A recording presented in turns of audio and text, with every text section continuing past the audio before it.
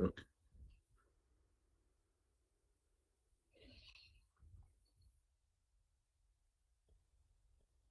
Today, I think you can also switch on your camera.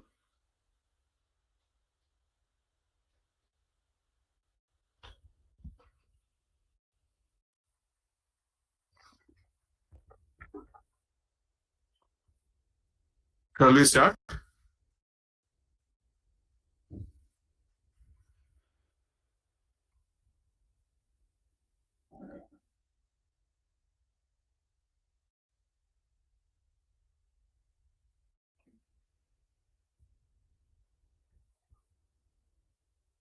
Okay.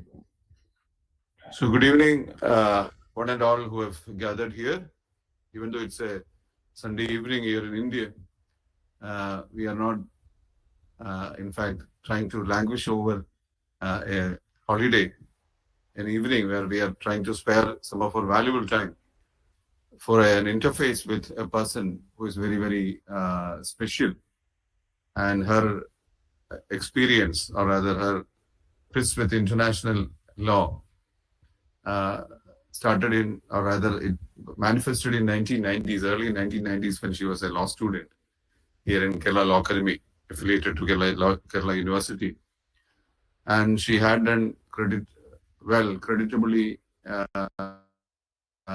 not only her academic credentials are so brilliant, she has also traveled with the times, and she was one of the forerunners in the illustrious moot movement, spearheaded by the Kerala Law Academy.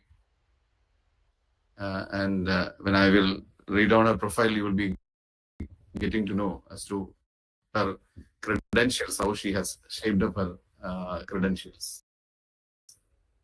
So we have got Pretty Elizabeth Kuruvilla, who is a senior legal counsel with the Federal Department of Justice in Canada. She provides legal advice to the Public Health Agency and Health Canada on various issues, including health-related statutes, access to information, privacy, and emergency preparedness and response. She was a key member of the legal team that provided legal advice to the Canadian government on border control measures during the COVID-19 pandemic. I think we all are familiar with the stringent control that was there across the globe. Prior to joining the Department of Justice, she was a legal analyst at the Library of Parliament in Canada, where she assisted parliamentarians and parliamentary committees on various topics, including matters related to international trade law and health. She did her law degree at the Kerala Law Academy, University of Kerala, and her master's in law at the University of Ottawa in Canada. She had been called into bar in Ontario, Canada, and in Kerala. She had participated in, while learning law, she had participated in various moot court competitions and was the first team from Kerala to represent India at the Jesup International Law Moot Court Competition in 1994. She, along with Nandini Morris, they traveled to New York, to United States.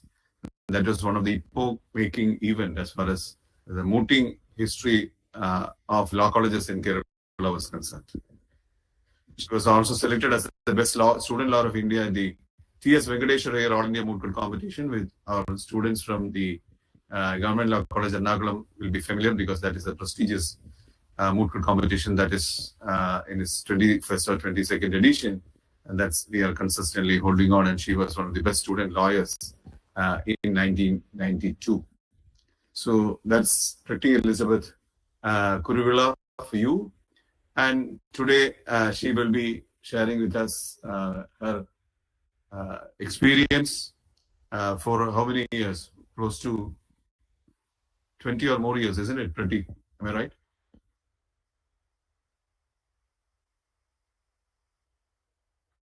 I think did she lose the connection, or Dwight, is she here? Oh, 1 second. I will hold.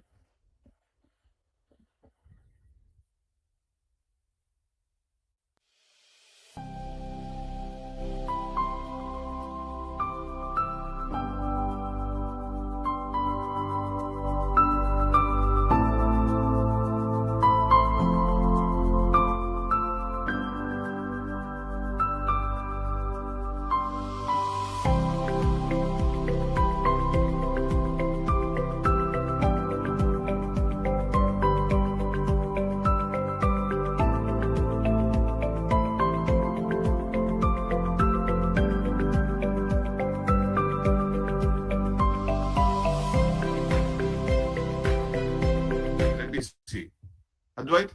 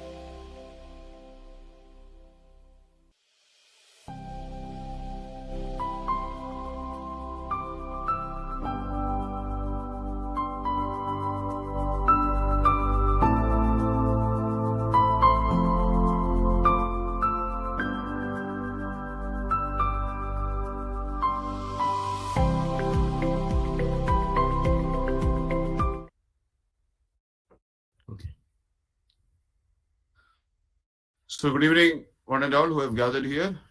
Our guest for today is a person who has excelled herself across the seas in the Republic of Canada, where she is a senior legal counsel. And I would, without wasting much time, let me introduce our guest for today, Mrs. Pretty Elizabeth Kurula, before you. Pretty Elizabeth is a senior legal counsel. He is presently a senior legal counsel with the Federal Department of Justice in Canada. She provides legal advice to the Public Health Agency and Health Canada on various issues, including health-related statutes, access to information, privacy, and emergency preparedness and response. She was a key member of the legal team that provided legal advice to the Canadian government on border control measures during the COVID-19 pandemic. Prior to joining the Department of Justice, she was a legal analyst at the Library of Parliament in Canada, where she assisted parliamentarians and parliamentary committees on various topics, including matters related to international trade, law, and health. And about her learning days, she did a law degree, bachelor's degree in law in Kerala Law Academy, affiliated to University of Kerala, and her master's in law was at the University of Ottawa. She has been called into bar in Ontario, Canada, and in Kerala.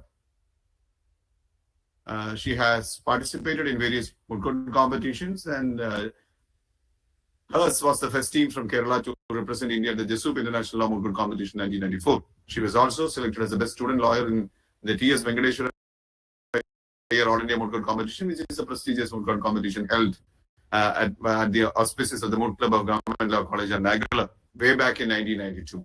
So her academic credentials have got a logical progression in her career. And she is a person who could effectively converse with you, share her experiences, chronicle her experiences. Particularly, the vehicle which took her across the sea was international law. And I think without much ado, I would welcome Ms. Pretty Elizabeth Kurula on behalf of this platform. I also acknowledge the presence of various faculty members from various institutions, Elizabeth Law College, and BSOLs, government law colleges. And I also acknowledge the presence of the Director of Legal of Research, Dr. Ms. V. Gopalakrishnan, who was with us. Her area is healthcare, and she's a professor at the School of Indian Legal Thought, Kottayam. So, Pretty, let us start. Thank you very much, Girishankar, for that very generous introduction. And I hope to live up to those expectations that you have created, I think. So anyway, and I'm very happy to be here as as Girishankar just said, I'm a former law student from Kerala. So I'm especially happy to be here among law students from Kerala and also the faculty from Kerala law institutions. So for today's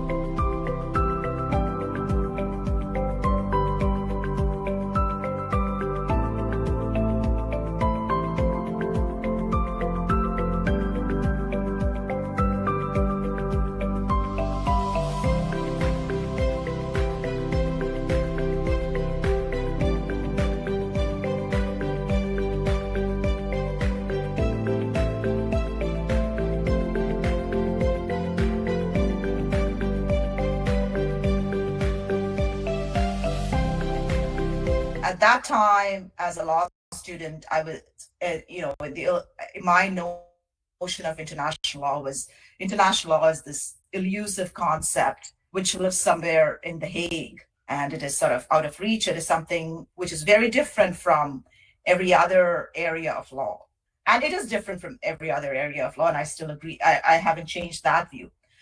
But where the evolution has happened for me is that today I see international law no longer as an elusive concept that is optional for a law student, but I see it more as an area of law that permeates through domestic law, that permeates through other areas of law. So there is a close, it's intertwined. There is an intersection between international law and domestic law. And law students, or practicing lawyers for that matter, can no longer afford this idea that international law is something which they can leave for others to do. Everybody needs like a basic idea of international law, just like you do constitutional law or administrative law or tort law or contract law for that matter. So with that background, I mean, basically, what is international law? And there are various definitions of international law. I'm just going to throw it out here to the audience. Does anybody want to offer a one-line definition of international law? I mean, I'm just going to give it a minute here before I actually give somebody else's definition. But if anybody wants to take that on. Many of them who have joined might not have come across international law going by the syllabus also. Okay. So I take it that you're from a cross section of grade first years to fifth years here. So anyway, so I mean, we don't need to worry about it because other people have done the work for us. And so in the third restatement of the law in the United States, they define international law as it's the law of the community of states. It deals with the conduct of nation states and their relations with other states, and to some extent, their relations with individuals, businesses, organizations, or other legal entities. So at the base of it, it is the law of the international community of states. And the others divide up the rest of it into three parts. So it's the conduct of nation states, the relationships among themselves. Just for an example, can anybody think of an example where nation states have entered into something to regulate their behavior with each other? Like a multilateral treaty for that matter. UN Charter? The UN Charter, of course. That's one of the most important ones. The UN Charter is one. Anything else? Environmental law and so many others, isn't it? Yeah, there are many. There's environmental, there is trade, the WTO GATT trade agreements, the UN Charter, as somebody said. So there is no dearth of international instruments as to how nation states conduct with each other. And also, to an extent, how their relationship with individuals or businesses. For example, expropriation. Like it is, again, like you cannot go and expropriate private properties of people. And I will just take the example of the North American Free Trade Agreement, which actually has a chapter on investor-state disputes and how those disputes can be settled. So there are various, so that is the basis of international law. I just put this out there to set the stage for our discussions. And so in a way, when you look at it, international law is essentially an extension of domestic law. Domestic law, that's the way we regulate ourselves. It's an extension of it, but then when communities come together, when states come together, we do it through international law.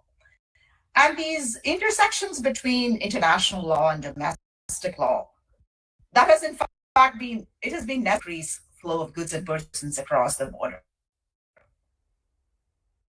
And for example, today I'm sitting here in Canada, talking to you there in India, across using and incorporated in various countries or various devices.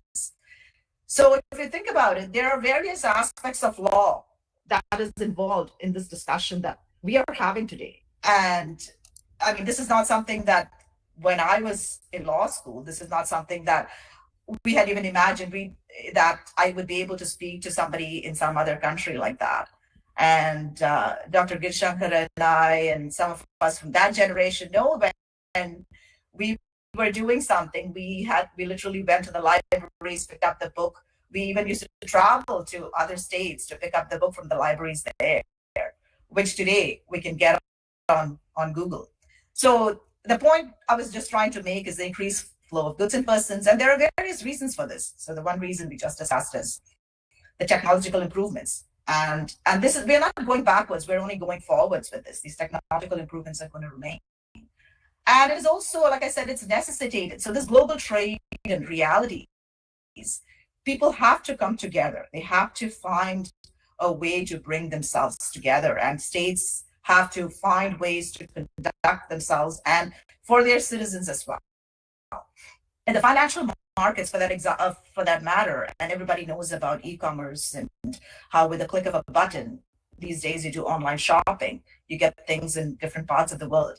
So there has to be something happening behind these scenes for all of these things to flow smoothly, right?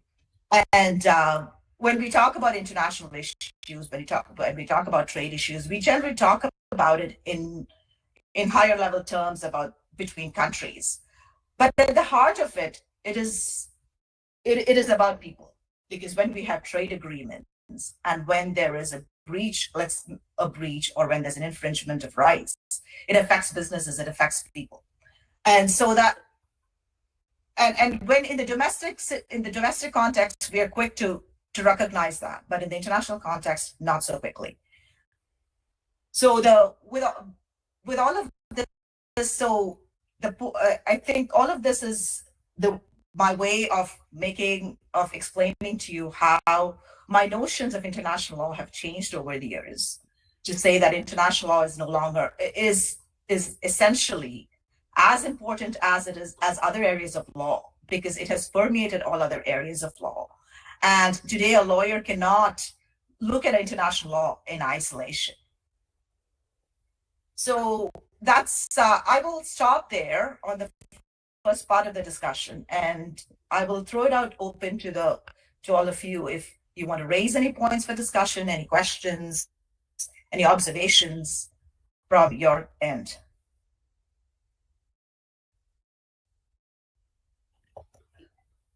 Feel free to converse, because conversations are important and not monologues. And I think So people need some time to warm up. So I'm just going to drink water here while people take some time to warm up, and we'll proceed to the second part. Meanwhile, let them ignite their thinking process. Okay. So now with that stage that we have set, I'll take you through. I'll give you a perspective based on my professional experience during the pandemic, and the intersections of international law, for that matter. So how I was part of the team on the legal team advising on the pandemic issues. So as we all, we talked about technology, but similarly, diseases know no boundaries either. And these days, in the past, there was a time when it took a long time for diseases from the word quarantine at this point, because we heard that for almost 3 years during the pandemic. But the word quarantine itself, it comes from quarantaine, which is the Italian for 40. So what they did in the past is if there was some inkling of a disease in another country, people came by ship. So if that ship came to the border, and if there was a disease risk, the ship would be at sea for about 40 days, because that seems to have been, I think, a safe period, safe incubation period. If something was there, it would not spread to the land. So that's where that term quarantine comes from. And if you have a communicable disease, like generally, what's the first step that states would take? I mean, and anybody, I heard that we have people who work on the health field, and people in the health field will know that when there is a communicable disease risk, the first step is to contain the problem. So when you think about it internationally, and when you think about it based on our experience, the first step that most countries took was to tighten the borders. And so we had talked about a shrinking planet. We had talked about how there's the free movement of goods and people. But when it came to the pandemic, during that time, there was a little bit of a change in approach. A lot of states they had to contain the problem outside. If the problem had not come to your country, you wanted to contain it. So that was the first thinking. But then there were other realities. People had their citizens in other countries who you had to bring back. So you cannot exactly leave those citizens somewhere else. So then the next step was to bring these citizens back. So you've already brought a disease risk in.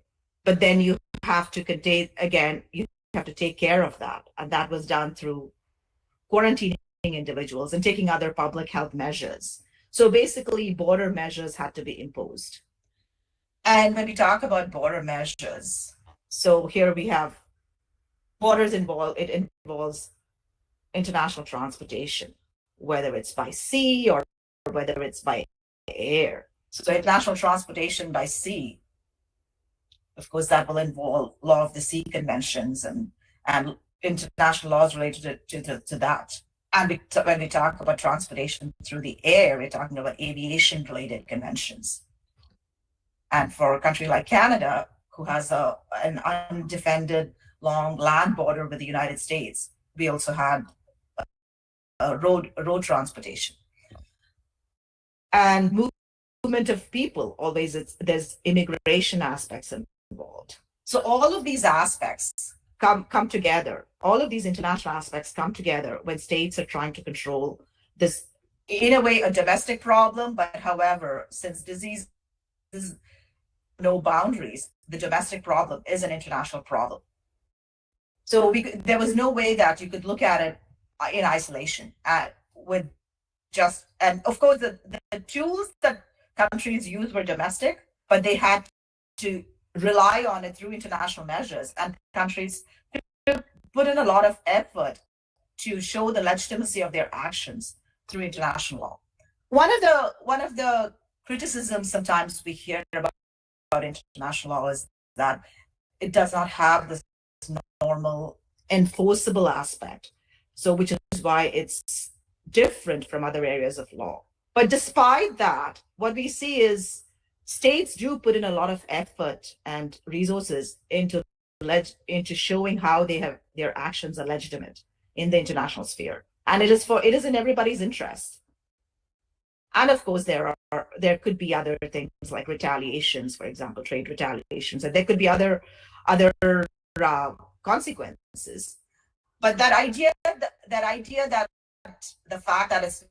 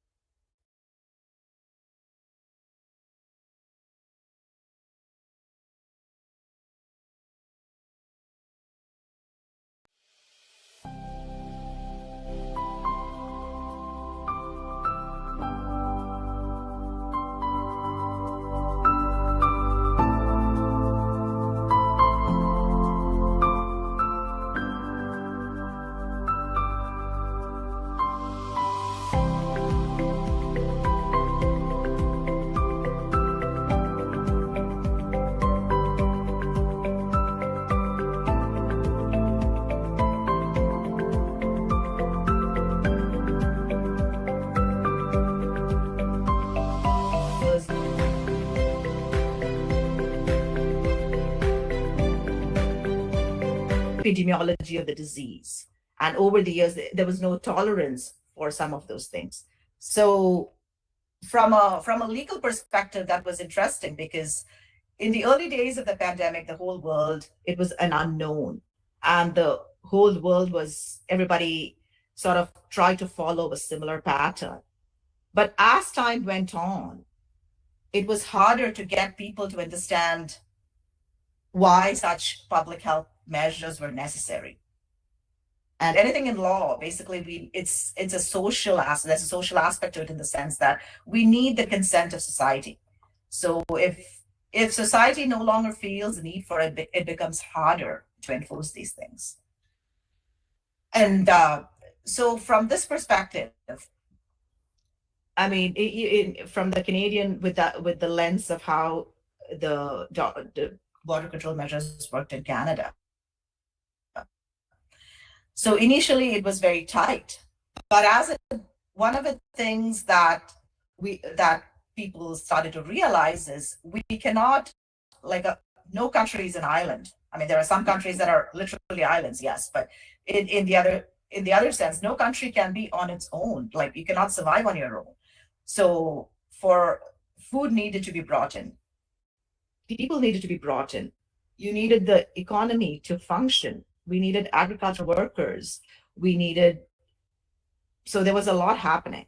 There was a lot of people that needed to be brought in. So these restrictions that prohibited entry, that would not work without having some exemptions, especially over time. Like initially when these things were brought in, it was for a limited period, but then over time, we needed more. We needed to have some exemptions. And some of you in Kerala would be familiar with international students who come in from other parts of the world to Canada. So there had to be exemptions for those students to come in. So all of these things did involve aspects of international law in terms of migration, in terms of aviation, in terms of law of the sea, and also trade. So and one of the things with trade is that if you look at a lot of trade agreements, international agreements, everything has a health exception. So countries have already sort of foreseen that they may need exceptions when it comes to protecting health or public health in their countries. So there are exceptions to those things. And interestingly enough, one of the other areas that it surprised me that this was an area that we would come across during the pandemic was diplomatic immunities. So we know about the Vienna Convention on the Law of Treaties and Diplomatic Immunities. And when countries start to have measures in place that need to apply, we still need to respect those treaties. So those were some of the challenges, if I may say that, or it's one of the realities of how international obligations and domestic needs collide or intersect at some points. And there was also the issue of asylum seekers. So we all know about refugee protection. We have refugee protection conventions, and those conventions apply. And those conventions were not necessarily written with pandemics in mind. So that was something which countries had to deal with during how do we respect those international conventions while trying to address this health issue or this public health issue. And so that was on the border control aspect. But with respect to diseases, we know that when you have a disease, the next thing that people are thinking about is what are the countermeasures? How can we overcome? So we're talking about vaccines. And here we have something for which we had a disease for which we had no vaccines. So vaccines had to be created. So, and what did that mean? That meant, so whenever there's research, there's the creation of a new idea, that brings us into the intellectual property world. So intellectual property world, and there are international instruments which guide and govern intellectual property, right? The TRIPS agreement, the WIPO, all of that. So we have all of those, the intellectual property aspects were another aspect that you deal with. And in terms of the vaccines, and there was also the aspect about distribution of vaccines and equity. and how, because everybody was in a race to make these vaccines. And once the vaccines were available, how do we make it accessible for the world? Because everybody had come to realize that no one country could do it on their own. So what happens in other countries affects every other nation. It affects how things happen in the world. And you must have heard about the World Health Organization and the COVAX program, and how the World Health Organization was trying to implement mechanisms so that these vaccines could be distributed equitably. I mean, there could be more discussions about all of that, but all this to say that this had to be done at the international level. In terms of sharing of vaccines, research of vaccines, the obligation, the intellectual property aspects of it, and also in terms of how do you regulate. So every country has their own regulation for food and drugs. For example, in Canada, we have the Food and Drugs Act. Every country has their own. So with these vaccines, these are new, and countries were rushing to do the necessary research so that they could actually get it approved. So it also brings into question: can we recognize what was accepted in the other country? So everybody had to find creative ways to do that. So so this is sort of my quick take on some of the things that came up during some of the things that brought this intersectionality of domestic and international law, whether it be for border control, whether it be for migration, whether it's for refugee protection, intellectual property, distribution of vaccines. All of those things were aspects where international and domestic came together during the pandemic. And thankfully, we are out of the pandemic. And if I may say so boldly, because the WHO has declared the pandemic to be over, but I think there are a lot of lessons learned from that, and especially for purposes of today's discussion, I think the key thing is that this was an area which sort of highlighted for us that point about the importance of international law. So again, I'm going to stop here for a minute, and I'm going to throw open the floor for any questions, comments, discussion points from any of you. See, I think there was a lot of interaction between countries across the globe, including India, particularly in the matter of addressing various issues which have risen as a consequence as part of addressing the pandemic, isn't it? So that is one particular aspect where between India and United States, I think there was even a coercive appeal was there from the then President of the United States that you have to make us available I think a particular medicine, remdesivir, I think, I don't know. Remdesivir, yeah. Yeah. So in fact, that was smoothly addressed, but India was far ahead of even other countries. But then why don't you make us available? That is one thing. Secondly, even the drug control regimes across the countries lifted their otherwise stringent measures, and as there was no vaccine that precisely addressed that particular matter, even without any clinical trials, vaccines came across borders. There also, I think, the strict vigil and control measures that were part of domestic law jurisprudence gave way, was lifted, at least to address certain measures, isn't it? And another thing that I noticed was that there was a lot of borrowings from each country, particularly while addressing the rights of the patients. While I was working with how judicial review was engaged in India as part of the pandemic, addressing the pandemic issues, because more than the executive, which in fact got the panicky situation, the judiciary, though it at the initial stages was reluctant in indulging into the matters, but later on it indulged in a very, very profound manner.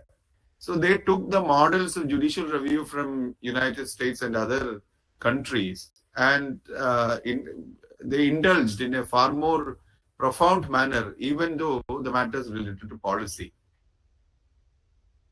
Because usually policies, the evaluation of policies will not be done by the judiciaries because there is no judicially manageable standards. So pandemic threw open all these things. And not only that, the strict rigors of international law got loosened. The borrowings between nations, not only of vaccines, not only of other things, but legal concepts were also there.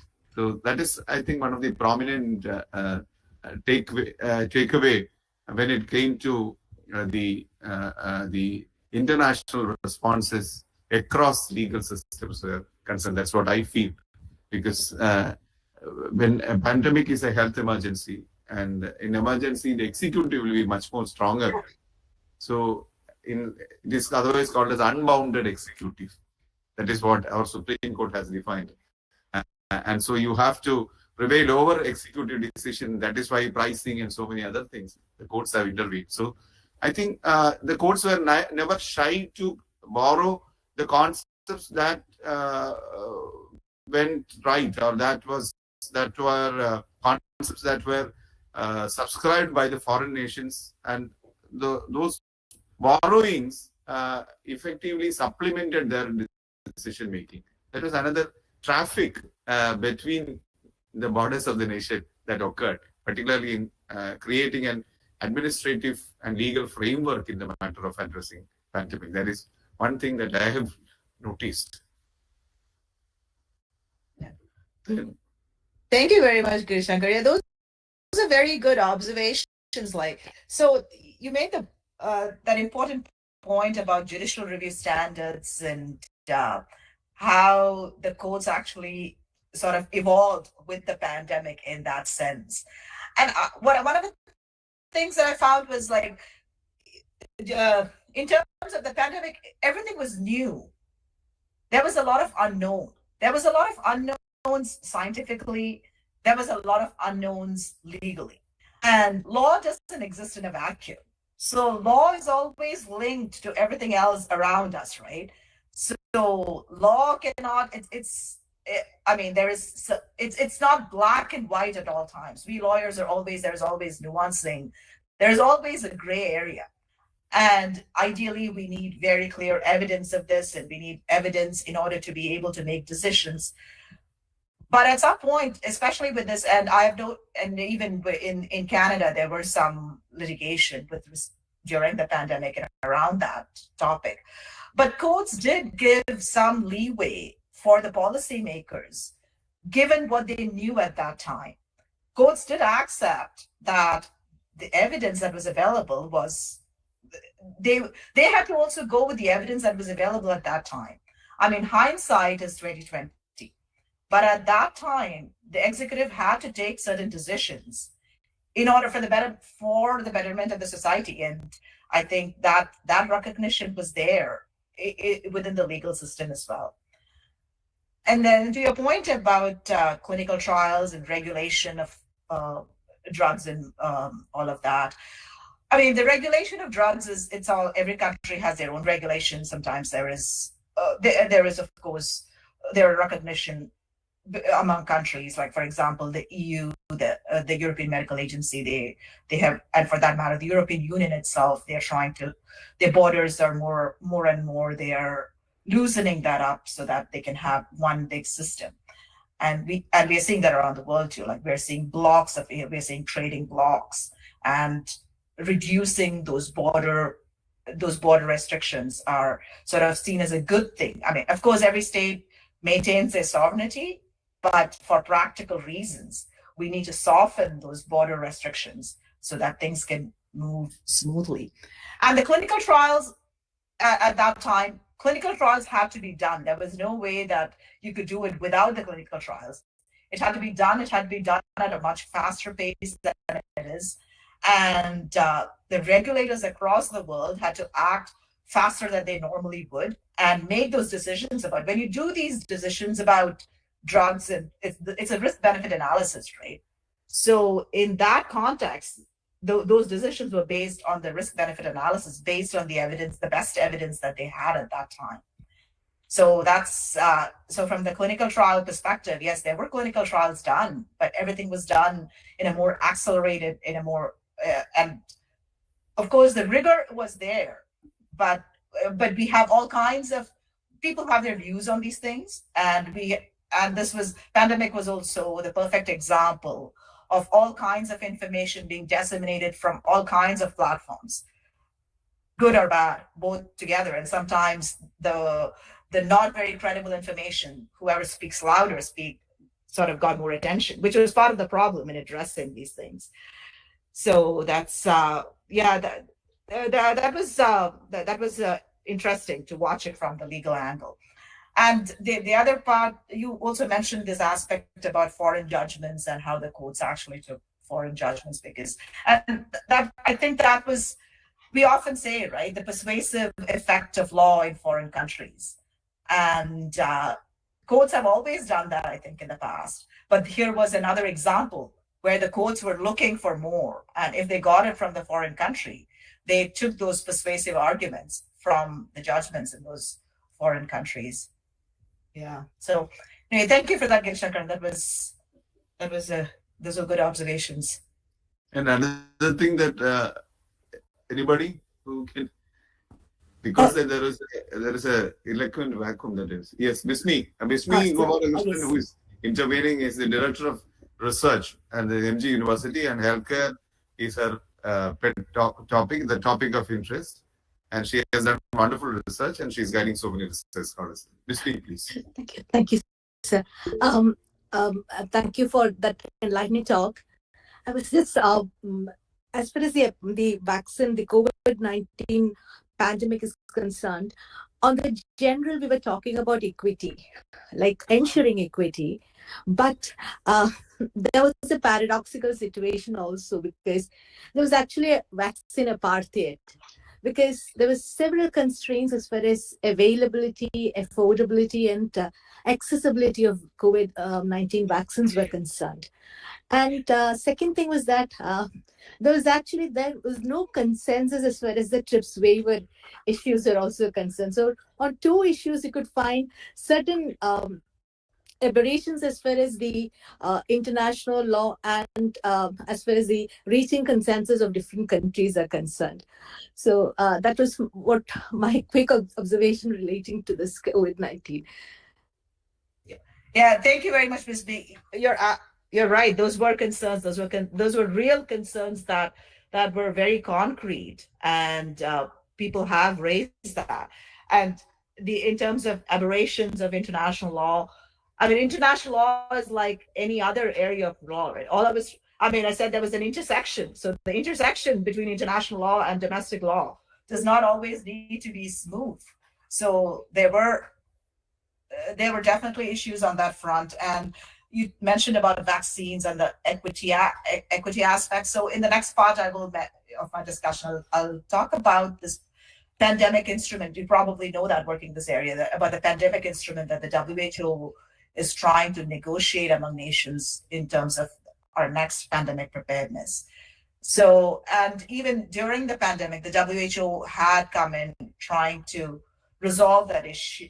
I think resolve is a strong term, but trying to manage that issue and and I think at this point, it's what did we learn from it? What is it? How are we better prepared for the next time? And we would like to say that we don't have one coming again, another pandemic happening again in our lifetimes, but who knows? We can never be too sure. And it's opportune that we're talking about this right now when there's the talk of the Nipah virus in Kerala and how Kerala is taking measures to address that. So I think a lot of asymmetries that was there between countries. These asymmetries, there was a symmetry to asymmetries, I think. That got addressed. That got addressed during pandemic, because it was a drive for survival. whether you are a much more advanced country in terms of the models of health, or you were lesser fortunate, you are not having that much successful models. Even the most advanced countries were put to test. Their models were put to test, and they met with certain unprecedented failures. When you compare with much more lesser, or rather nations having a lesser healthcare framework, they survived. So a lot of models were put to test. The litmus test was not, in fact, that you find the entries in the black and white, but when it comes to emergency, how what are the best practices that you can adopt, and how well you can come into terms with the disaster that is the common denominator that is there, isn't it? That's a main issue, because when it came to disaster management, everybody was left in lurch. That's whether it is UK, whether it's Ireland, whether it's United States, whether it's some other countries. I think there was a pattern of countries being put in lurch when it came to addressing this pandemic. There, all the North-South differences got dissolved. I think global North-South differences got dissolved because we had to be on a unit, what you have to rally around for meeting these sort of emergencies. So there, I think the sharp cuts that was there between the nations got dissolved to some extent. I think that's what I feel. Yeah. You mentioned this symmetry, this asymmetry. I mean, that asymmetry was always there, right? So there was always an asymmetry, and in some ways the pandemic sort of were evident, but in other ways it also showed everybody deals with it in a different way. I mean, for all the emergency preparedness and planning, for that matter, it's planning.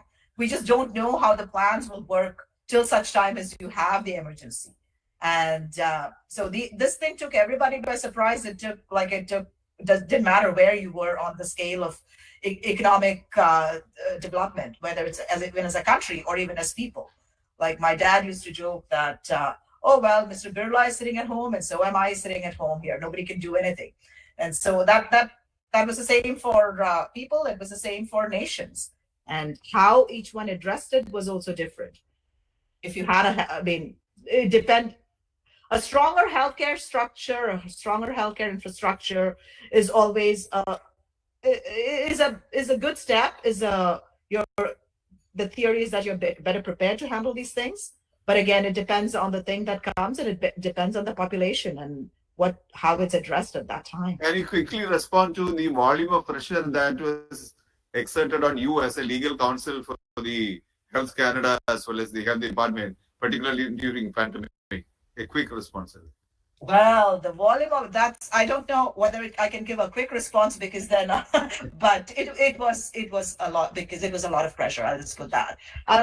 What I will say is, see, this was something, like I said, is an unknown, right? It is an unknown, and I work for the health portfolio. So the Public Health Agency in Canada is the agency which was thrown into the center of it. It was thrown into the epicenter of this, and that is my client. So for people who work in the health area, you know that I think you will agree with me if I say public health agencies are generally, their first step is, okay, how do we contain the problem? They are not the people, the culture in public health is generally not about, oh, let's take the big stick of the law and let's see how we can enforce this. So generally speaking, that's the public health people. I mean, I like to say, suppose, oh, they're very nice people. They don't like to take those enforcement kind of use the forces of law per se, because, and the reasoning for that is because public health is something where you have to contain the problem, and sometimes if you have to actually enforce something, that means the problem is already spread. So the public health approach is generally to mitigate the risk first before doing anything else. So for public health agencies across the world, this was like a big challenge. And from the legal perspective, there was a confluence of various issues. One was that the epidemiology was changing. I mean, COVID never behaved the same way from one to other. We all know about the various variants, whether it was Delta, whether it was by the B point, X point, 0.5, and all those numbers, all those fancy numbers that were there. So the variants always changed. The epidemiology was not the same. And in addition to that, like I said, it went on for 3 years.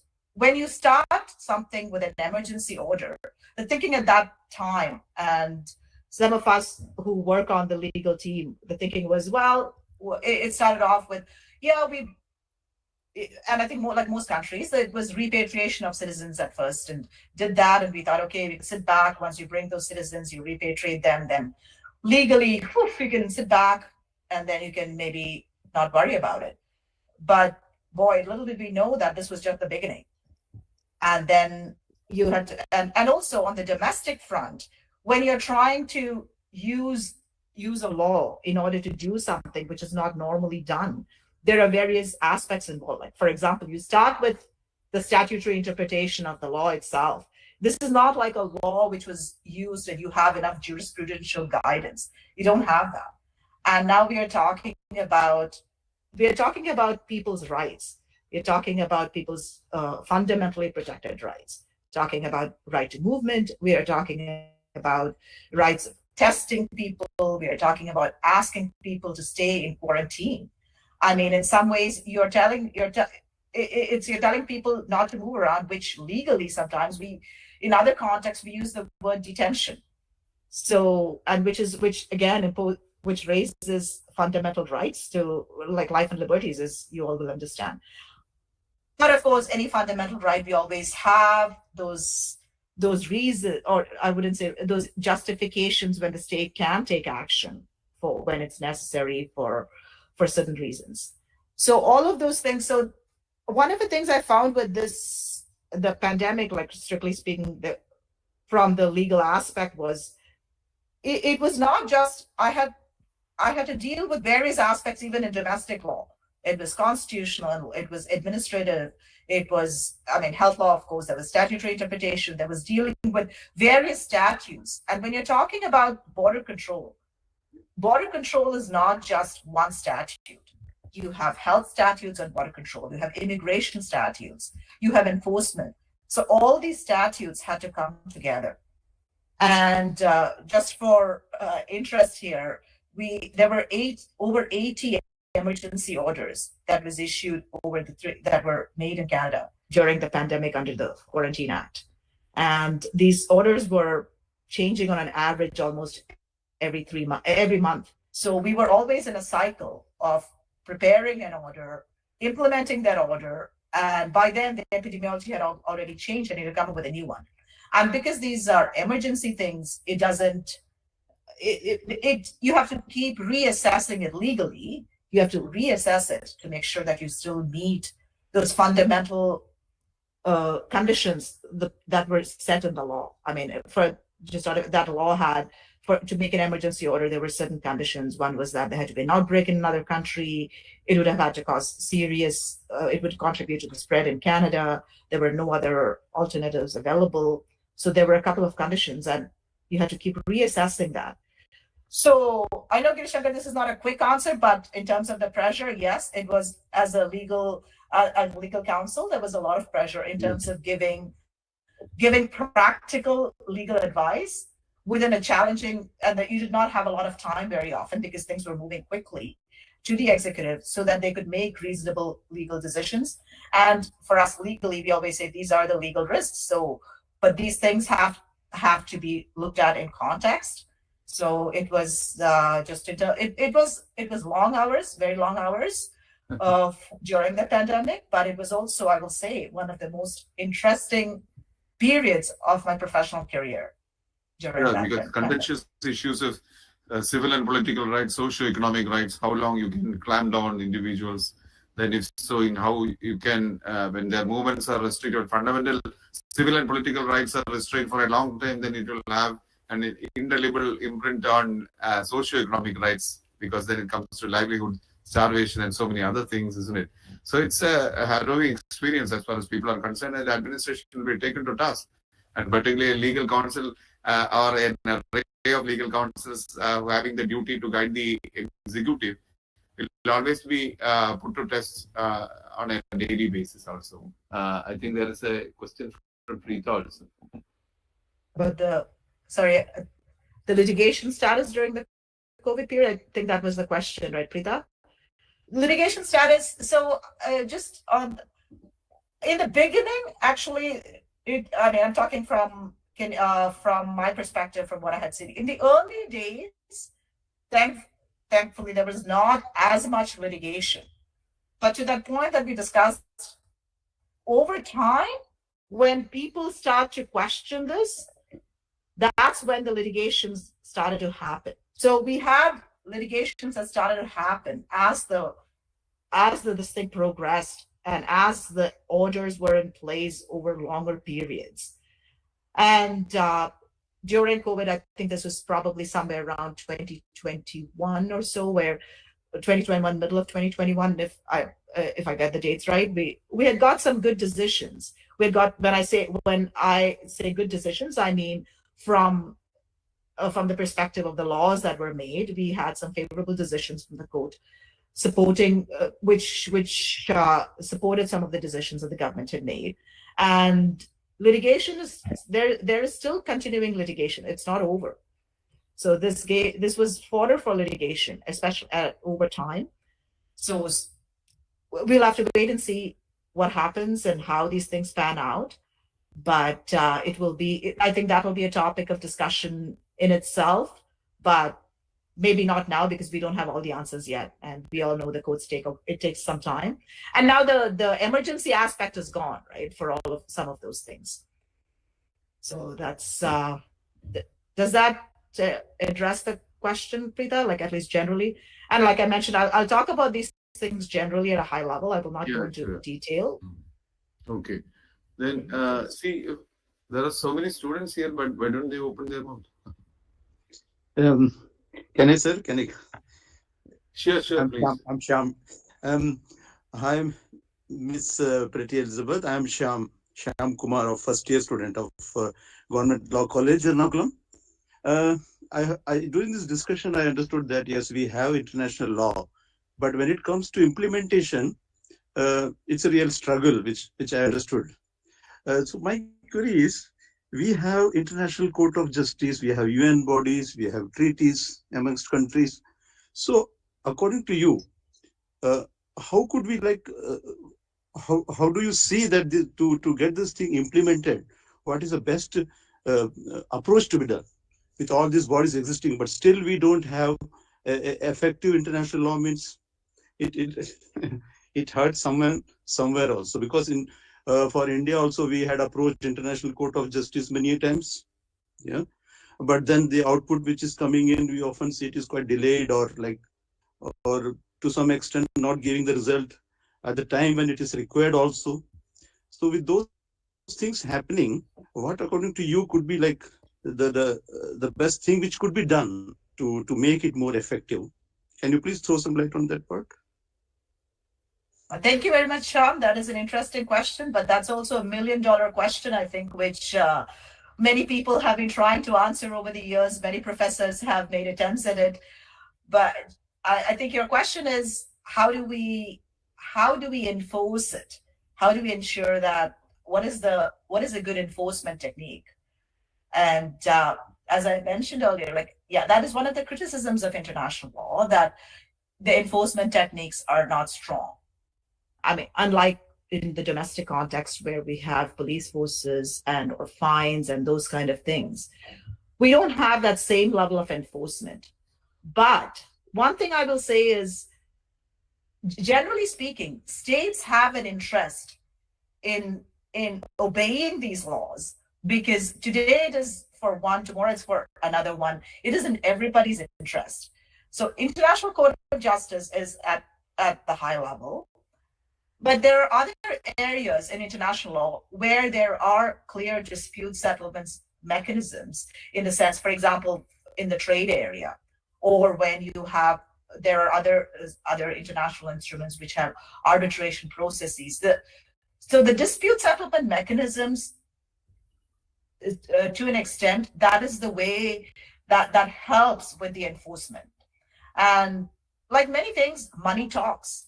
So in the trade context, there are retaliation. There could be retaliations, trade retaliations. There could be other consequences. So if one country does not follow something, other country can take measures, and these things that is a form of enforcement.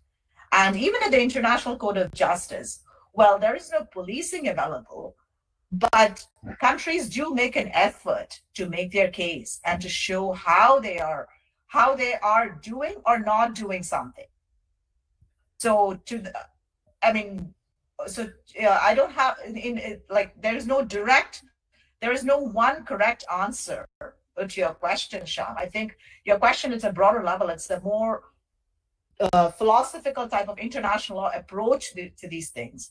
And like the society, if international bodies can come together, or if countries can come together, it is in everybody's interest that they find a way to implement these things. Yeah, thank you. Yeah. And Prati, before winding up, can you give some suggestions for a I have one more part, Girish Shankar. I haven't reached the winding up part. I haven't gone to my third part. Okay, you can. To give you the flavor of international treaties, but I can make it short. Yes, please. You can. I think you can pass on to the third part. Okay. Yeah. Okay, so just the third part, what I was hoping to do was to give you just a little bit of a flavor for the international health regulations, which is a multilateral international treaty, sort of, because it is through the WHO.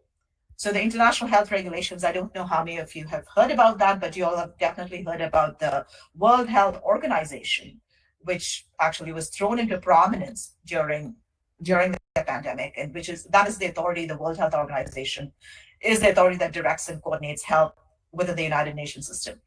And members of the UN can become members of the WHO by signing the WHO Constitution. So the objective of the WHO itself is the attainment of highest possible levels of health by all peoples, and they provide global leadership. So the WHO is authorized to adopt treaties and regulations. And I don't know how many people here have heard of the Framework Convention on Tobacco Control. And the Framework Convention on Tobacco Control, which was adopted on May 1st, 2003, that is actually considered as sort of one of the first significant public health treaties, like public health in the sense, the larger public health treaty through the WHO, the Framework Convention on Tobacco Control, that requires countries to impose restrictions on tobacco advertising, tobacco labeling, and to strengthen their legislation on regarding tobacco smuggling and all of that. And this was 2003. So 20 years later, I think with respect to tobacco and the health side, we have come way, way far along, and in a better sense, with a lot more restrictions and a lot more control on that. And this framework was an important one in that field. So the international health regulations, coming to the international health regulations through the WHO, there are 196 members who have signed on to this, and it came into force on 15th June 2007. There was a previous version of it. It was called the International Sanitary Regulations in 1951, but this was revised, and so there were various revisions in between, but the latest version came into force in 2007. And states are automatically bound by this unless they opt out of this convention. So what is it? The purpose? The purpose is essentially, like in simple terms, it's to mitigate the risk of international spread of the disease. And how do they do it? It's basically to prevent. It's not when we say mitigate, it's to prevent, protect against, control, and to provide a public health response to the international spread of diseases. And one thing I find the key there is in ways that are commensurate with and restricted to the public health risks, and which avoids unnecessary interference with international trade and traffic. So remember, we just talked about international trade and traffic and all of those things being important. So the purpose of these regulations is let's find a way to control international these diseases from spreading internationally, but at the same time, but allowing other things to happen. So it's a balanced approach. It's that the health regulations are seeking to do. And how do they do it? They do it like there are different, it sets out obligations on parties. And some of the main obligations are notification. So again, talking about in the health area, it's the general public health approach, right? It's monitor, detect, do surveillance, assess the risks, and then take the measures. So as part of that, one key element is notification. So you have to notice that the member states have an obligation to notify the WHO if there is like, for example, a single case of a major disease like smallpox. If that comes up, you have to immediately notify the WHO. And then some of the other notification requirements are if there's a major public health event of international concern. So we know that COVID was it was declared a public health event of international concern. So if a state feels that there is an event that constitutes that's likely to go there, then they need to inform the WHO so that the WHO can take the necessary measures and to have a coordinated international response. And then there are other everyday obligations. Remember the fact about monitoring detection. So you have to create certain general public health capacities to do those detection and surveillance and all of that. You have to have a national focal point. And for Canada, the national focal point is in the Public Health Agency of Canada. So that is the channel through which the WHO communicates to the countries. And also the everyday things like for border control, some of the everyday things are you have to have border control measures, sanitary, and also for people to make sure that everything is safe as you cross the borders. And all of this is done giving importance to the dignity of individuals and in a non-invasive fashion. So those are the kinds of things that the IHR authorizes. The IHR also recognizes that all of these things have to be done in accordance with your domestic legislation. So that is just in a nutshell about the IHRs. It's just my 3-minute version of giving you a flavor for the international health regulations. But during one of the questions, what I had mentioned was there is an international pandemic instrument that under the WHO auspices that countries are working on. So this is an instrument which they're currently working on among countries. So, and the purpose of that is, again, it's for pandemic preparedness and response from some of the lessons that we've already learned. And so the key provisions, there are key provisions around pandemic preparedness, public health surveillance, research, development.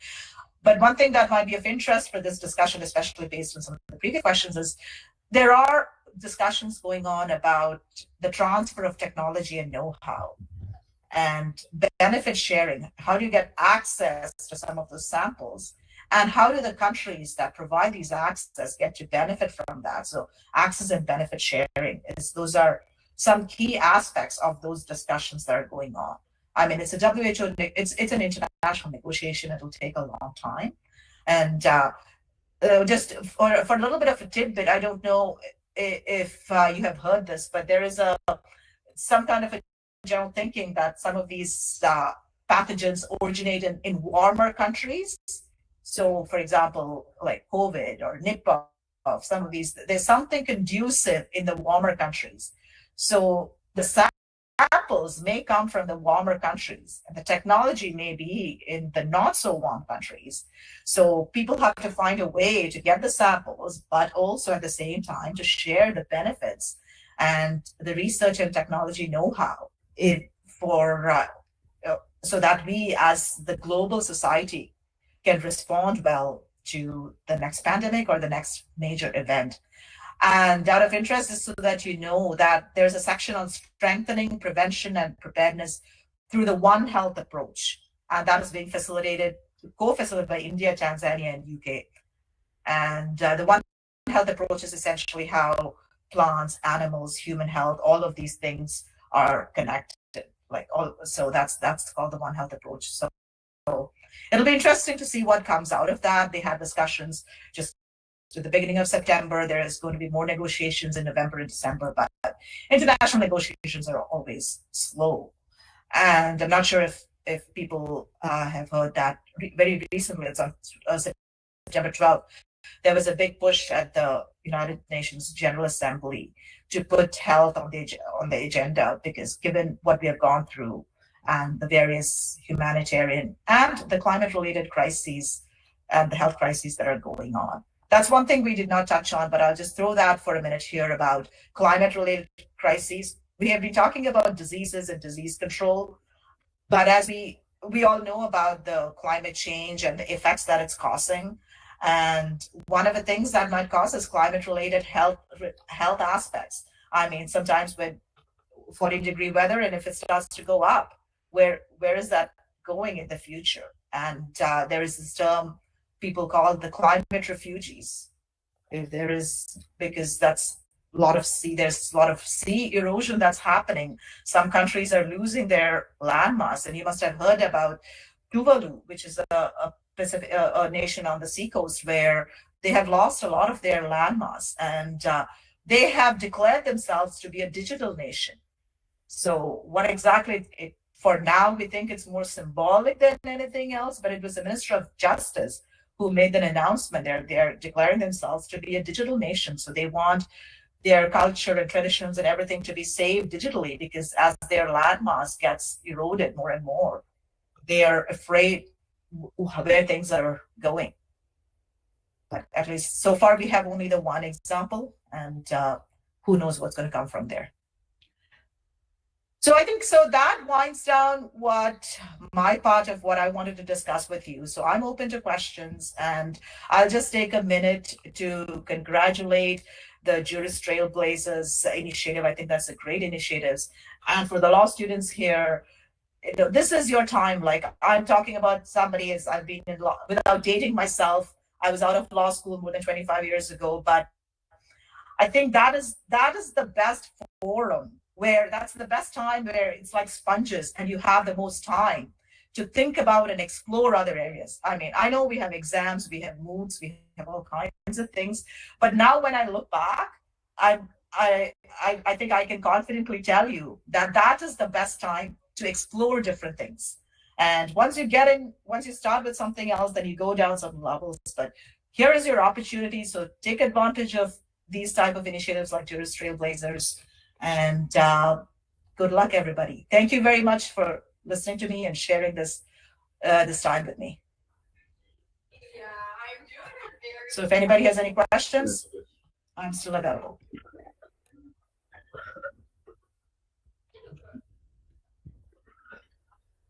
Anybody would like to? I don't think. Anyway, I think having heard your conversation or hearing you, even pandemic, even though it means address as a dreaded episode, it threw several opportunities, isn't it? It threw several opportunities, particularly the flavor of a new flavor of international law, or rather the comity between nations, the relationship between nations. Then it cannot be just concluded, or just cannot be embedded between treaties, but then the humanism that has to be there, and so many other things, isn't it? So that is one of the takeaways. And I have had a question. I just quickly scrolled. I will just go through that. Can you unmute and ask?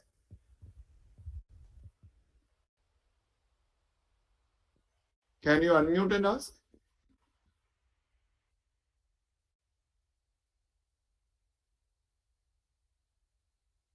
I couldn't retrieve that.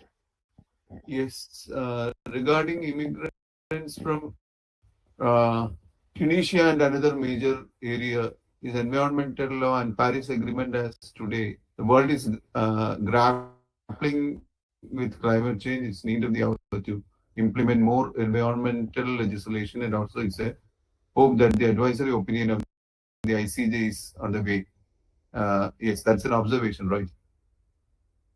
It says that recently we can see that the issue of the Lampedusa, where Italy is struggling to counter the massive immigrants from Tunisia. Yes. Pretty, can you read it? The chat Sorry, box. give me a second. I haven't really seen it yet. Maybe. Nawaz, can you unmute and ask? Or rather, Okay, I see a question from Preeta. I see a comment from Nawaz. this is 8:12 before that. Oh, okay. EU regarding immigration from Tunisia.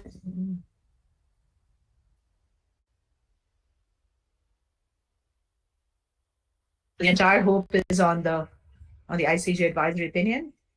I think that was a comment, right? As an observation. It's an observation, right? Yeah. Okay. Yeah, that's a good observation. I mean, in terms of, I don't know if there is one solution to the environmental issue that we have, and it has to be approached through multiple prongs. And again, this is clearly one of those areas. What happens in one country affects every other country. And you all must have heard about the wildfires in Canada that's happening in Canada. But and as the closest neighbor, the United States is feeling the smoke and effects of the Canadian fires that is happening here. But that's just one example. But yes, this environmental law is one of those areas where every country has to come together and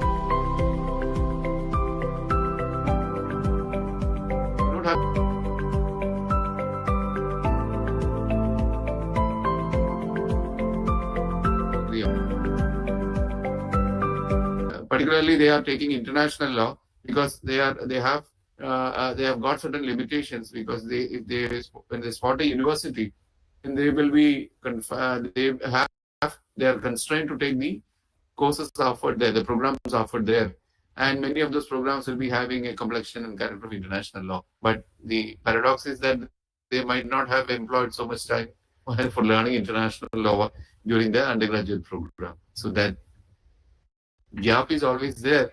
So how they are going to bridge the gap, all these are matters of concern, I think. how they're going to bridge the gap. I think Juris Trailblazers is one step in that direction. And in terms of international law and the importance, I mean, I think that was it's almost like, let's say, how do you practice? We cannot practice contract law. We cannot practice law without knowing something about contract law. And if we talk about corporate commercial law, like the point that I make earlier was that the planet is shrink actually be able to give good legal advice, let's say, for example, in a corporate commercial matter, if we do not have like understanding of international, because things do it's now more and more there is a lot there's like from outside country that comes in, so having that basic understanding is always like, for example, these special corporations, what are the disputes and mechanisms, what are the rights, what are the obligations from that aspect. And even the question that is here in the chat from Nawaz about environment and international environment, and that in itself, I think, is telling in the sense. So we know we have an environmental problem. We know no one country can solve the environmental problem. And if no one country can solve the environmental problem, we need countries to come together. We call that international law. So the importance of international law is it's only strengthening. It's not lowering, because that the planet is only globalization, and the need for nations to depend on each other is only increasing. It's not something that's decreasing. And Shankar, you also made the point about higher studies abroad, and I mean, just to use my example for a minute, I don't want to harp too much on myself, but just my example, when I did my master's in Canada, and I did my master's, I started off in international trade. And why did I choose that? How did I get there? Well, my foray into international law was through the moot court competitions, and that for me, like, I think I got more of an international law this thing through the moot court competition, through that area of law than and I think I knew sufficient enough to be able to put in a reasonable application to make a case that I was a good candidate, that the university should consider me for international trade. So I started stuff, especially with parliamentary committees and all of that. But and then I moved on from that international trade to other areas of law. But again, it's not like I could just close off the international law, put it aside, and then step onto other things. So I moved on to other things, but one of the things I was trying to bring, the point I was trying to make today, is it's there, it's still there. It still continues to be there. It still continues to influence many other things that we do. Just to give you an example, this might be of interest, that when countries negotiate agreements and treaties, they do seek the advice of various departments, whether it be health or whether it be fisheries or whatever departments that the federal departments or whatever areas in the domestic sphere. Because all these international, what countries agree to on the international sphere will have an implication on those domestic aspects. So that baseline knowledge is important. Yeah, that's sure. That's sure, because these are all contentious areas, because they should not find themselves in crossroads. They have to be very clear, and that clarity has to be brought within the scheme of things on the first day of joining the law college. Because there is generally it's a feeling that this a decent enough merit, or rather marks, could be scored by some way or other. But then behind all these marks that is reflected on a mark list, what exactly has you acquired when certain pointed questions are raised, then we will be stripped That is a basic thing that I find generally. For that, one need consistency. That is one thing. Secondly, they have to be very clear about the road ahead at a very early stage itself, because the competitiveness is very high. So all these things matters, and the character and complexion of campuses has changed over a period of 2 or 3 decades. It's not the time that you were learning or that before that I was learning. No, it's not like that. It's totally changed. But then you have to have that depth. You have to have that real material with you, other than the marks. And I would say that many of the high-sounding marks are not anchored well enough as far as the material of the person who scores marks is concerned. Then that really matters, particularly in an international platform or a higher level of platform. There, you will be thoroughly scrutinized, and you have to testify to your maximum that, see, you are worth enough for this particular high-sounding marks, isn't it? So that is very, very important. Anyway, these are all my attempts. Particularly this orientation series was put in place because having invested 30 years in this particular field, I know from where to where this is progressing, and particularly why they hover around some certain areas alone. Why are people not taking more on international law, isn't it? And why they are not introduced to the context of international law, the ever-growing context of international law. So something has to be done at their undergraduate program level itself. The syllabus cannot hand over them that advantage. Then some other lateral efforts have to be there. And for that, they also need to be convinced that there is a big world of international law waiting for them in so many areas. So in this international law series, we'll be talking with persons who have been part of non-profits who are working on international projects. Then we will be, as I said earlier, we will be having resource persons from outside who are working on international institutes, and also persons who have been on international duty by the UN agencies. So these are all efforts. So hope that this will attain some sort of fruition, and it will help them to take a decision of their own and to carry a very significant, or rather to dig deep into the knowledge levels of international law, so that they can take certain balanced decisions. This is the idea behind holding this international law series of interfaces. Hope it will. The intention will be, the intention behind organizing this series will be justified. That's what I expect. Anyway, thank you, Priti, for sparing your valuable time. And I think once later on, I think we will again converse, and we will have a talk, and then how we can go for a content transfer, significant content transfer, because these are all cursory glimpses of the areas of practice or certain other areas of international law. But beyond this, there are certain very important content transfer that we need, and that I was talking with Ambrose also. Anyway, so let this be a beginning of our forging the ties between a very experienced legal counsel of an overseas jurisdiction with this mentoring platform. So I thank you on behalf of this platform, and I invite Gautami G. Nair of the 6th semester BBA LLB student of the Bharat Mata School of Legal Studies in Ernakulam to propose the vote of thanks. Priti, anything more to add? No, thank you very much. I just wanted to say thank you very much for this opportunity, and I'm happy to be here. Yeah, go to me. You have to unmute.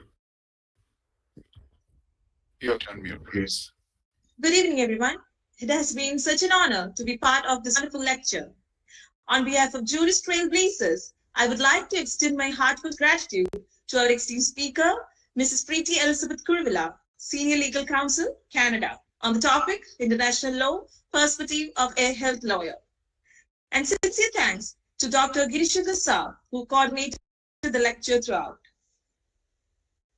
Thanks to Dr. Bismi Gopalakrishnan, Director of Research in University, and teachers Sheba Verghese of Al-Hazar and Dr. Lisha Aziz of Barak Mother School of Legal Studies. A wide round of applause and thanks to all the students who made the event an excellent one. Finally, I would like to thank all of you once again for making the time to be with us today and helping us to make this event a grand success. Thank you, Anand. Thank you, Preeti, once again. Thank you. Thank Good night. you. Good night.